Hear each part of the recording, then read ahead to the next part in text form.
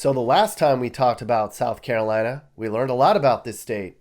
We learned that the best places you can live in this state are going to be in the Greenville-Clemson metro area, up here in the Charlotte metro area, in places like Rock Hill, and in the Charleston area, although living in Charleston is basically for wealthy people. You can't afford it. There's also areas along the coast south of Charleston to the Georgia border where rich golfers live. We also learned the worst areas to live in South Carolina are in the smaller communities in the northeastern part of the state. Places like Florence, Darlington, and sadly, Myrtle Beach, which has a lot of crime and poverty. And that's the theme that resonated with South Carolina in the first video, poverty and crime. However, South Carolina's trying to make a comeback. It's the 10th fastest growing state in the country right now, as lots of wealthy retirees are coming here in droves. There's a lot more to South Carolina than that. We didn't talk about some South Carolina history, interesting facts, and the issues people in South Carolina face today.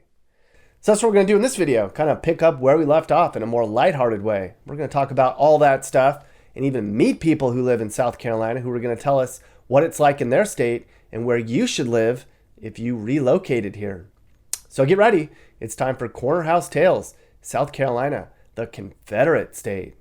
South Carolina, South Carolina, it's a backward state, but there's still a lot to do.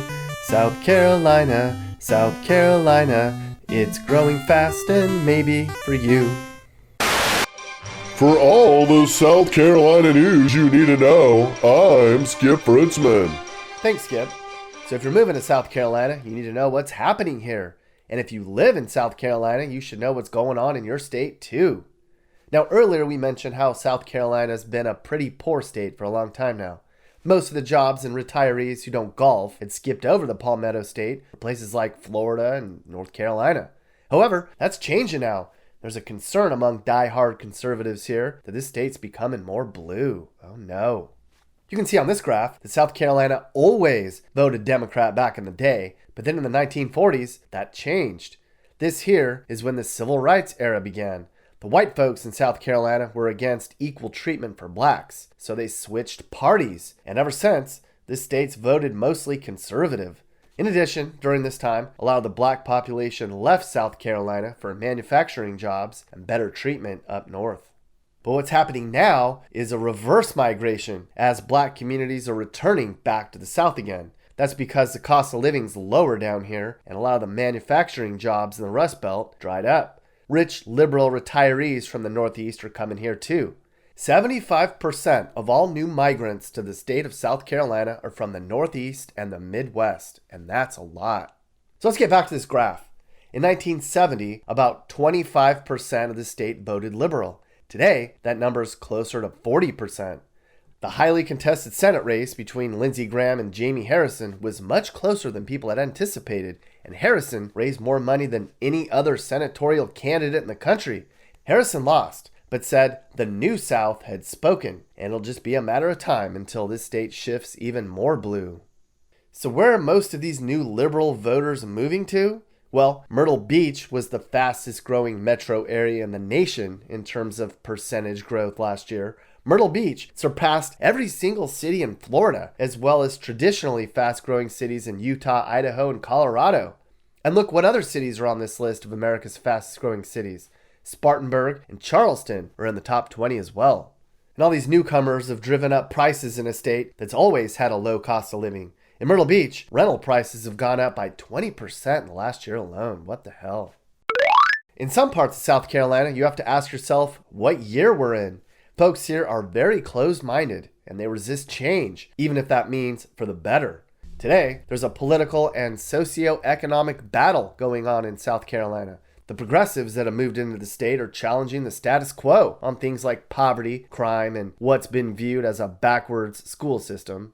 South Carolina is the 10th poorest state, and it's the 10th most dangerous state as well.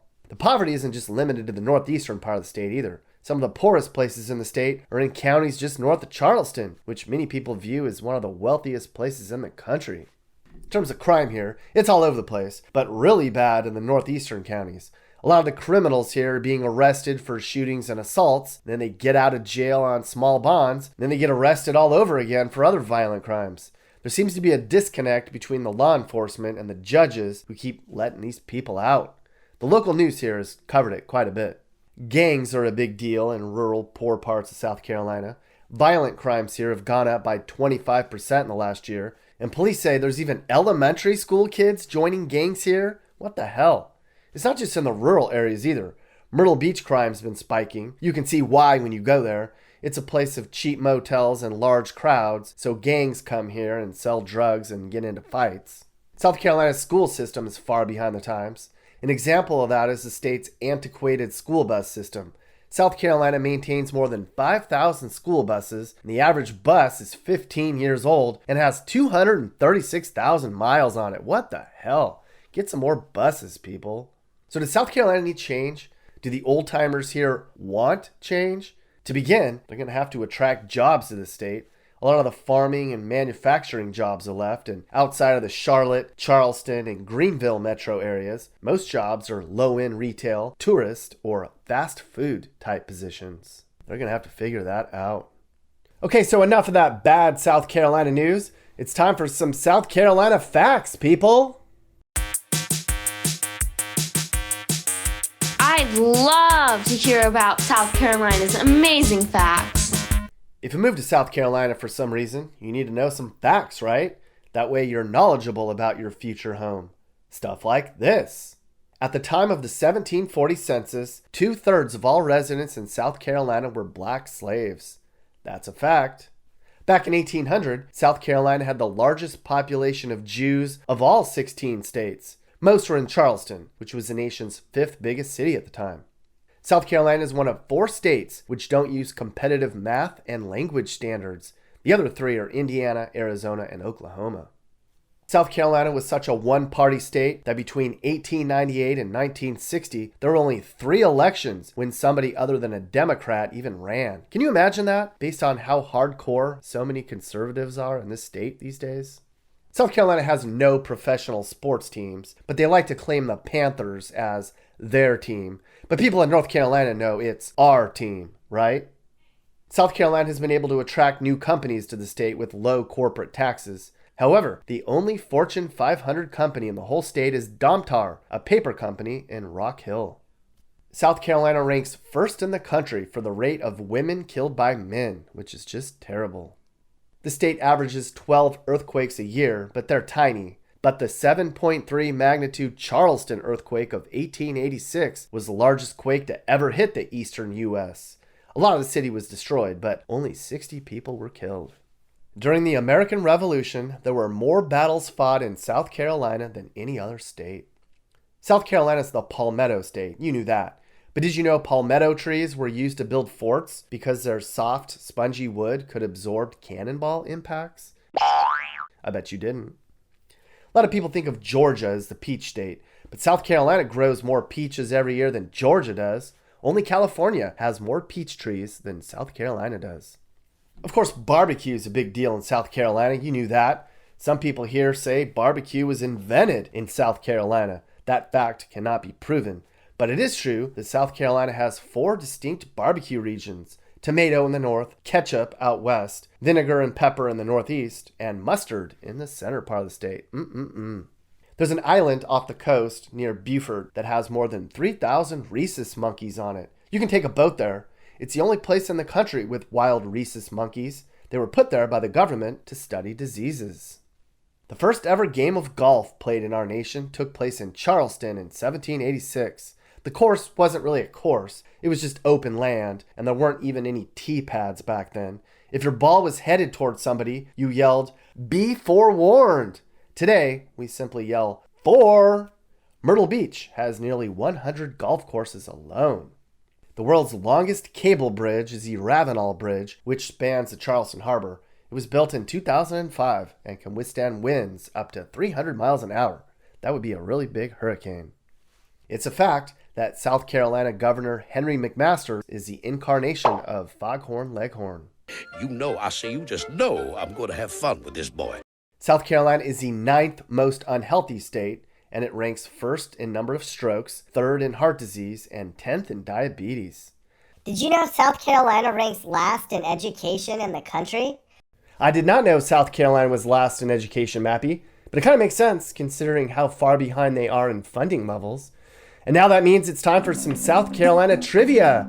Let's call some people from South Carolina so you can meet some people before you even move there. Now we're gonna do some South Carolina trivia.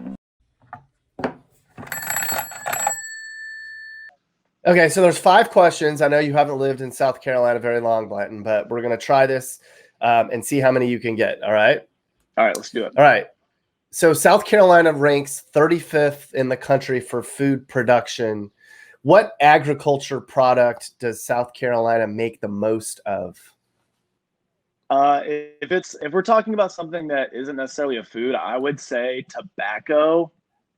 Okay, so James, you've lived in South Carolina your whole life. You're 18, but your entire life you've lived in South Carolina. I'm going to ask you some trivia questions, and we'll see how many you can get right, okay? Okay, so South Carolina ranks 35th in the country for food production overall. Mm-hmm. What agricultural product does South Carolina make the most of? I'd say cotton. No, it is not cotton. It is corn. Corn? Yeah. All right, so you missed the first one. Here's question number 2. So barbecue is a big deal in South Carolina. Mm-hmm. How many different regions of barbecue are there in South Carolina? Distinct regions where the barbecue is different. I'd say probably 3, maybe 4, 3 or 4. All right, you got to pick one. 4. It is 4. In South Carolina, I'm going to go with 4. That is right. All right, so question number 3. Where did the Civil War start? Fort Sumter. That is right, Fort Sumter. Is that pretty common knowledge in South Carolina? Yeah. Charleston. That's my guess. It is Charleston. Yeah, Fort Sumter is where the Civil War began. So yeah, that does count. What is the official state beverage of South Carolina? I didn't know that states had an official beverage. They do. See, I would have guessed it was sweet tea, but now I'm thinking it's probably not sweet tea. I'm just going to go with peach sweet tea or like peach tea. That's my guess. So you got 2 out of 3. Okay, so everybody in South Carolina drinks sweet tea, right? Right. What's the state drink of South Carolina? I believe it's milk. It is milk. That is gross too. I don't know why a state would decide milk is worthy of being a state drink. Yeah, I kind of think they should repick a new state drink and make it sweet tea. I think it's stupid that it's milk. Yeah, sweet tea or like Mountain Dew. Mountain Dew is huge. And Mountain Dew should be South Carolina. It should be. That's that. Yeah, that encapsulates South Carolina. Yeah. Okay, so you have 2 out of 4 right. Here's the last question. So Clemson and South Carolina is like a huge rivalry for sports in South Carolina, especially in football. Over the course of the history of all the games played, who's beaten who more, Clemson or South Carolina? Lately, it's been lopsided, but Clemson used to be pretty bad. So I'm going to go with a long shot and say USC has beat Clemson many times. No, really? South Carolina, Clemson's beaten them. Yeah, I mean, especially lately, but like going back, it's like 74-47 or something. Like Clemson's kicked their butts like a ton. Yeah, there were some long stretches when South Carolina wasn't very good. Yeah. All right, cool. Well, you got 3 out of 4 right, and you've got 1 more. If you get this right, you're going to be tied for the most ever. Somebody else got 4 out of 5 one time. All right. All right. So Clemson and South Carolina have a huge rivalry in sports, but especially in football. Mm-hmm. Between the 2 schools, which one has won more games against the other one? Clemson. It is Clemson by quite a bit. Mm-hmm. And now it's time for the history of South Carolina in 3 minutes or less. A long time ago, South Carolina wasn't even South Carolina. It was dinosaurs like this. Then, millions of years later, Native Americans moved into the region, mostly those from the Cherokee and Creek tribes. The Spanish were the first to get here in 1521. They came from Hispaniola. They lived on barrier islands off of South Carolina's coast on and off for about 130 years. Then in 1665, the British wanted a piece of South Carolina, so King Charles sent a bunch of colonizers to the region. In 1670, the English made their first settlement here, and they named the whole region Carolina after King Charles, because Carolus is Latin for Charles. The English also lived on the coast and began to populate the area until eventually settling into what would become Charleston. Then in 1729, the new colony was split into two, North and South Carolina. And with British backing, South Carolina became a very prosperous colony. It was one of the most prosperous of all 13 colonies. South Carolina was a very wealthy, aristocratic, and influential colony that relied on a labor force of slaves from Africa, which worked very hard in the fields. At first, they produced boatloads of indigo and rice. By the year 1730, 2/3 of the state's population was African slaves who lived on plantations. This went on for about 50 years, making agriculture and importing slaves. Then, we kicked the British out during the American Revolution. And soon after, all the smart, motivated people in Philadelphia thought, let's form a United States. And then in 1778, South Carolina became the first state to ratify the Articles of Confederation. 10 years later, South Carolina became the 8th state. 20 years later, just before the year 1800, a man named Eli Whitney invented the cotton gin, which made getting the seeds out of cotton very easy. So southern states like South Carolina transitioned over to producing cotton and tobacco. That would mean slaves were extra important. Of course, the battle over slavery divided this nation because northern states didn't want slavery. So, southern states seceded from the Union. The first to do so was South Carolina in 1860. That's interesting. South Carolina was the first state to sign up to become a United States, and then the first state to walk away from the United States. After South Carolina said peace out, 10 other southern states followed. Together, they formed the Confederate States of America. Then the North and South went to war. It was here in South Carolina at Fort Sumter that the first shots were fired in the Civil War. Union ships attacked Fort Sumter, which soon fell, and the Union made Fort Sumter its southern headquarters for a really long time.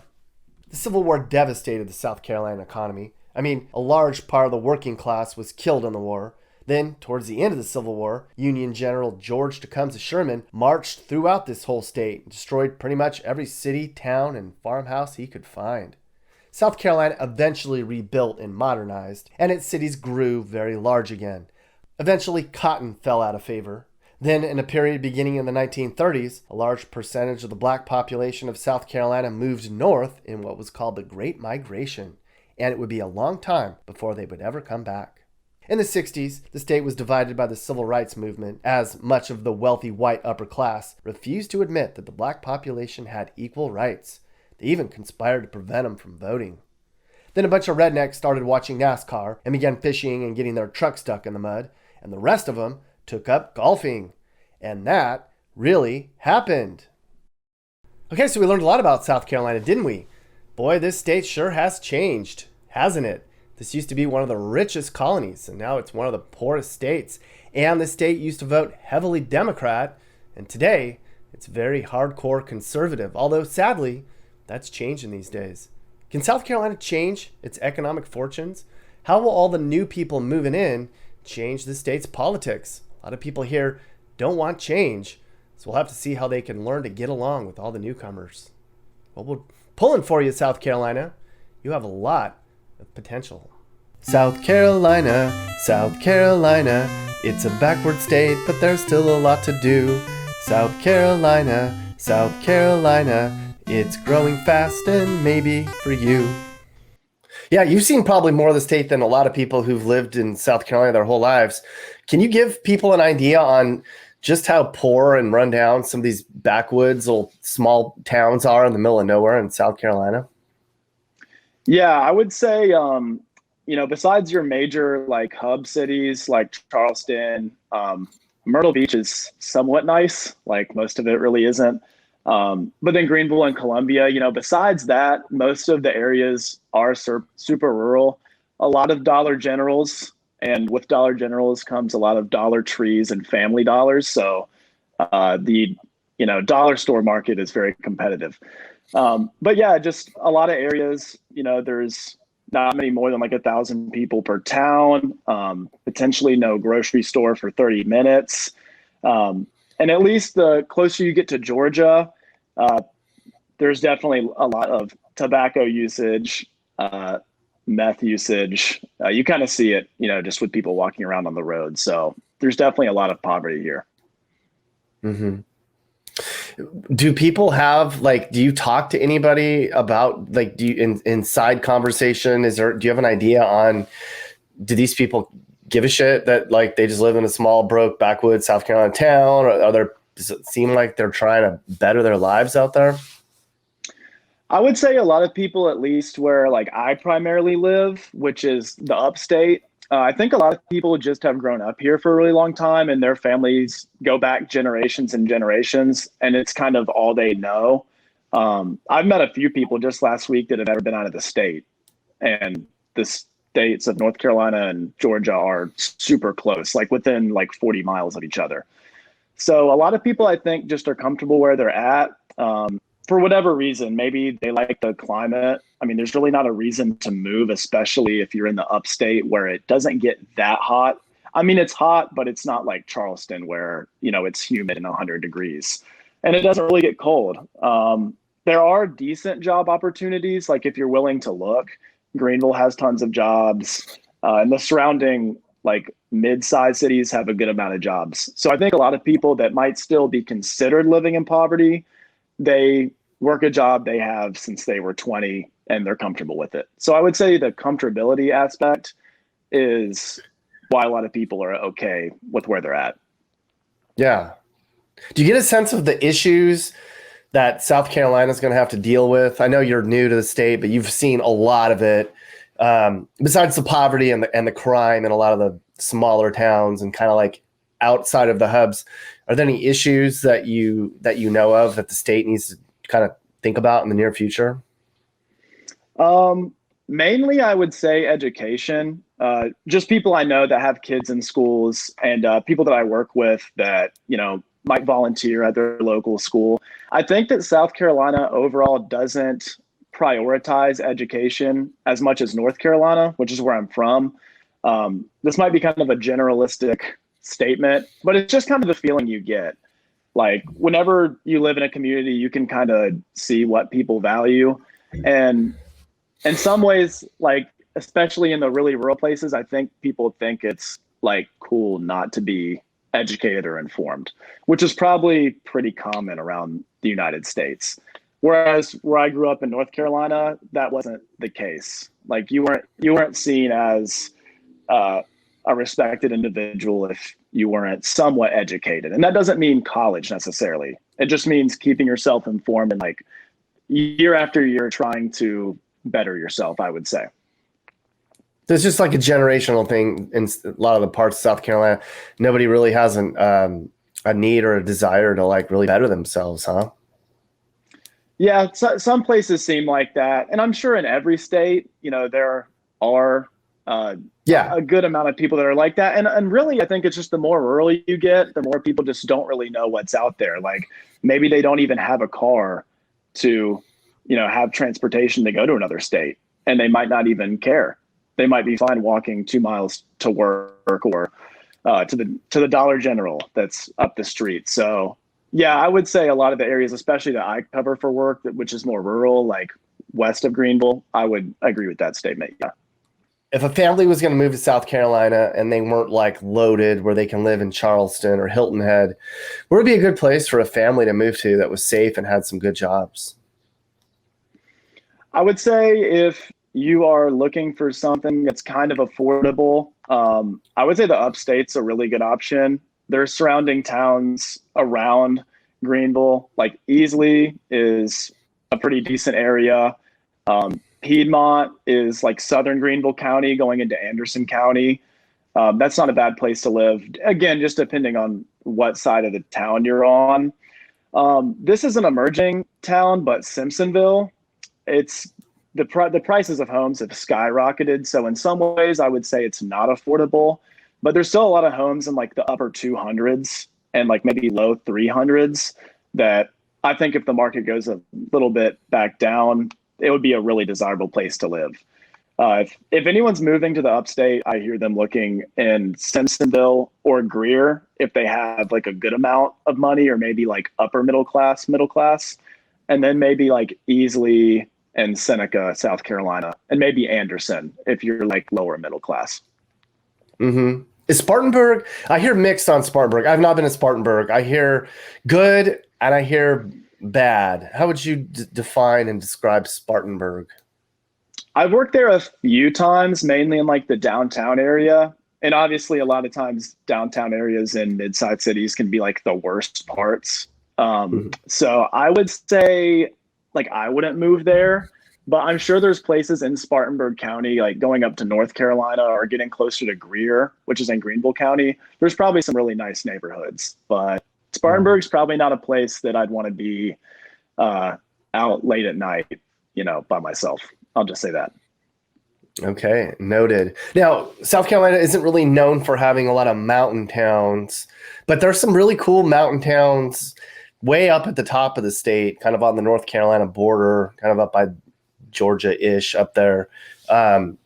What are some mountain towns that you think people should maybe think about maybe visiting?